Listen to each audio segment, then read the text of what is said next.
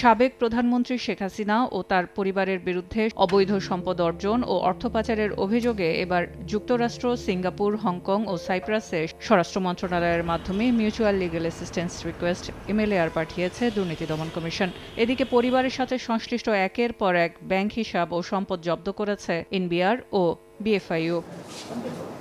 একইভাবে বসুন্ধরা গ্রুপের অর্থ পাচারের তথ্য খুঁজতে স্লোভাকিয়ায় এমএলএআর পাঠানো হয়েছে। নজরুল ইসলামের নাসা গ্রুপের বাণিজ্যিক লেনদেনের আড়ালে অর্থ পাচারের তথ্য চেয়ে লুক্সেমবার্গ, এস আলম গ্রুপের তথ্য চেয়ে ব্রিটিশ ভার্জিনিয়া আইল্যান্ড, বেক্সিমকো ও সালমান এফ রহমানের তথ্য চেয়ে সংযুক্ত আরব আমিরাত, সিঙ্গাপুর ও যুক্তরাজ্য, সাবেক ভূমিমন্ত্রী সাইফুজ্জামানের সম্পদের তথ্য চেয়ে যুক্তরাজ্য, যুক্তরাষ্ট্র, সংযুক্ত আরব আমিরাতে এমএলএআর পাঠিয়েছে পাচারকৃত সম্পদ পুনরুদ্ধার কমিটি। এছাড়া পাচার করা অর্থ অনুসরণ করতে গিয়ে থাইল্যান্ডেও অর্থ পাচারের সূত্র মিলেছে। এখন পর্যন্ত ২০টি দেশে তথ্য চেয়ে এমএলএআর পাঠিয়েছে দুর্নীতি দমন commission. Trace base money laundering এগুলো নিয়ে যাওয়া, এটা অনেক লম্বা প্রসেস। এই যাবতীয় উপায়গুলো তারা করেছে, হুন্ডির মাধ্যমে করেছে, আন্ডার ইনভয়েস, ওভার ইনভয়েস করেছে। সিআইডি জানায় অন্তত ৫,০০০ কোটি টাকা জব্দ করেছে পাচারকৃত সম্পদ পুনরুদ্ধার কমিটি। এমএলএআর উত্তর মিললে পাওয়া যাবে আরও সম্পদ। আমরা প্রায় ৫,০০০ কোটি টাকার মতো, ৪,৯৬০ কোটি টাকা এই পর্যন্ত আমরা ফ্রিজ করেছি, ক্রোক করেছি। এটা বিরাট লম্বা লিস্ট। এটা আমরা করছি, এটা অব্যাহতভাবে আছে এবং আমরা যেভাবে এগোচ্ছি আমাদের অফিসাররা দিনরাত পরিশ্রম করছে। এটা এটা সব প্রত্যেকটা এই ধরনের ঘটনাগুলোকে আমরা অ্যাড্রেস করার চেষ্টা করব।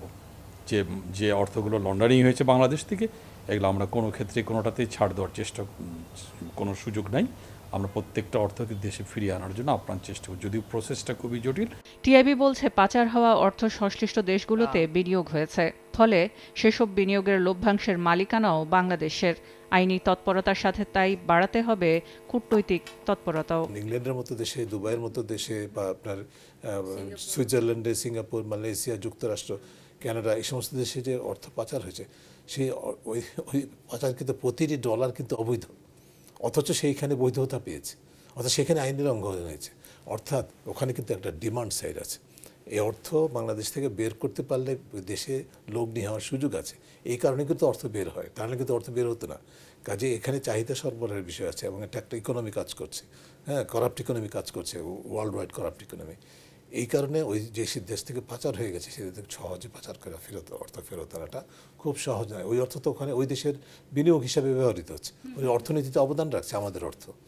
কাজে ওরা তো চট করে ছেড়ে দিবে না, চাইলেও যত সদিচ্ছে মোরাল থাকুক, অঙ্গীকার থাকুক না কেন।